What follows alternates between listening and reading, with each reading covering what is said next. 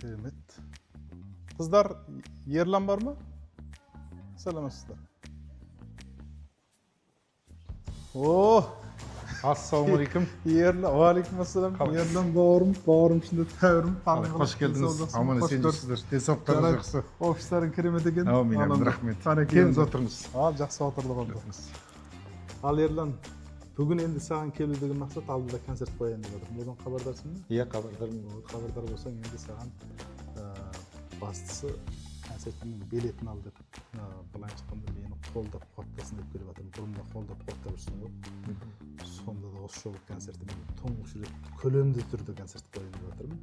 Соның мен өзімнің жалпы VIP билеттерімді осы өзің сияқты мәрт жігіттерге алып келдім. Үміттенемін қолдайды деп. Жарайды аға. Сізді қолдамағанда кімді қолдаймыз? Онда бір 10-15 билет беріңіз, соны алайық. Ал онда Ерлан, мен саған онда 15 билет берейін. 15. Енді міне көрдің ба? Мана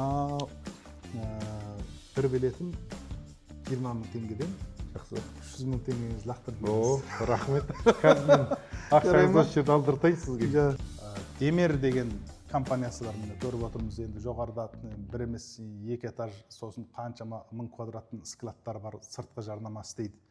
Егер де сыртқы жарнамаға қатысты сұраныстарыңыз болса, осы Ерлан бауырыма хабарлассаңыздар болады. Демер компаниясы сіздер үшін ең төменгі баға, ең тиімді жұмыстармен қамтамасыз етеді.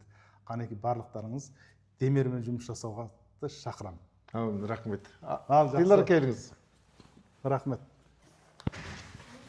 Рахмет. Міне, Ераға, жаңағы 15 билеттің несі? Ал, жақсы, жарайды, жақсы. Рахмет. Енді мен